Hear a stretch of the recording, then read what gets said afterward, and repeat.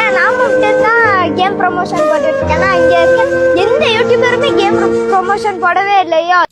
Once again Koduvai அன்பு அப்படிங்கிற குட்டி குஞ்சா எப்படி இவ்வளோ பேரை ஏமாத்தலாம் அப்படிங்கிறதான் பலருக்கும் ஷாக்கா இருக்கு.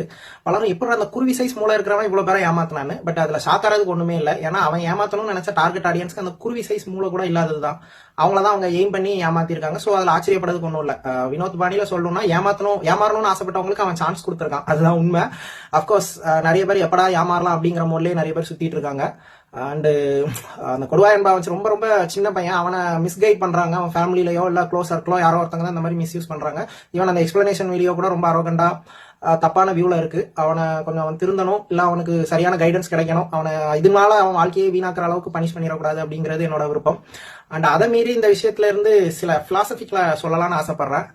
ஸோ ஃபர்ஸ்ட் ஒன் தலை சொன்னதுதான், money does not comes easy. Okay, பணம் எளிதில் வராது. உழைக்கணும், அறிவோட செயல்படணும். அந்த மாதிரியான விஷயங்கள் மூலமா தான் நம்ம பணத்தை ஈட்ட முடியும். ஒரு 1000 ரூபாய் சம்பாதிக்கிறதுக்கு தான் ஒவ்வொருத்தரும் ரேபிடோல நாள் ஃபுல்லா ஓட்டுறாங்க. ஒர்க் ஃப்ரம் ஹோம் 1000 ரூபாய் போட்டா 2000 ரூபாய் வரும்.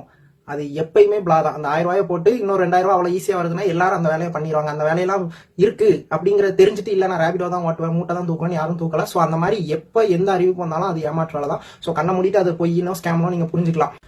செகண்ட் ஒன், நம்ம யாரை அதிகமா நம்புறோமோ, யாரை ரெஸ்பான்ஸா பாக்குறோமோ அவங்களாலதான் நம்ம ஈஸியா ஏமாத்தப்படுவதற்கான வாய்ப்பு அதிகம். ஸோ எல்லாருக்கிட்டையும் உஷாரா இருக்கணும். அதுக்குன்னு தலைப்பாட்டுல வர மாதிரி உலகத்தை நேசி ஒருவரையும் நம்பாதே அந்த மோட்ல சொல்லல. கேர்ஃபுல்லா இருக்கணும், ப்ரிகாஷனா இருக்கணும். இப்போ நம்ம ஒரு யதார்த்தத்தை மீறியோ இல்ல நடைமுறைக்கு ஒவ்வாத மாதிரியோ இருந்தா அந்த விஷயத்த என்னன்னு யோசிக்கணும். Think before two.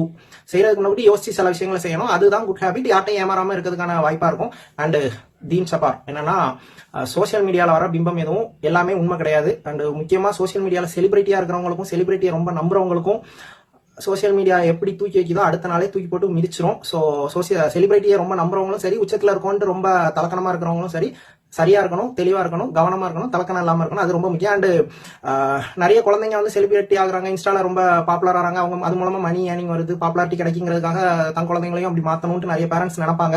ஓகே, அது தப்பு இல்லாம அது சரியான வழியா இருக்கணும். அண்ட் அவங்களோட ஸ்கில்லை எக்ஸ்ப்ளோர் பண்றக்கூடிய பிளாட்ஃபார்மா நீங்க சோசியல் மீடியாவை யூஸ் பண்ணா ஓகே. பட் அதுக்கு பதிலா ஒரு குழந்தைய புளுத்தி குழந்தையா வளர்க்கணும்னு நினைச்சீங்க, அது மூலமா நீங்க அட்வைஸ் எல்லாம் சொல்லணும்னு நினைச்சீங்கன்னா இந்த சொசைட்டி அவங்க குழந்தையா பார்க்காது, புளுத்தி குழந்தையா பார்த்து ரொம்ப ட்ரோல் பண்ண ஆரம்பிச்சிடும். ஸோ அது அந்த குழந்தைங்களுக்கு டேஞ்சர். ஸோ நீங்க அவங்களோட ஸ்கில்லை எக்ஸ்ப்ளோர் பண்ண, நடிக்கிறதோ, பாடுறதோ, ஆடுறதோ, டான்ஸ் ஆடுறதோ, சைக்கிள் ஓட்டுறதோ, வேற ஏதோ ஸ்கில் இருந்தா அதை எக்ஸ்ப்ளோர் பண்ணுங்க. அதுக்கு இன்ஸ்டா மாதிரியான பிளாட்ஃபார்ம்ஸ் நல்ல பிளாட்ஃபார்ம். அதுக்கு பதிலாக கொஞ்சம் புளுத்தி குழந்தையா வளர்த்துறாதீங்க. அது அந்த குழந்தைங்களோட எதிர்காலத்தை ரொம்ப பெரிய ஸ்பாயில் ஆக்கிடும். அந்த குழந்தைங்களை ட்ரௌமால தள்ளுறதுக்கான வாய்ப்பு இருக்கு. Okay, thank you.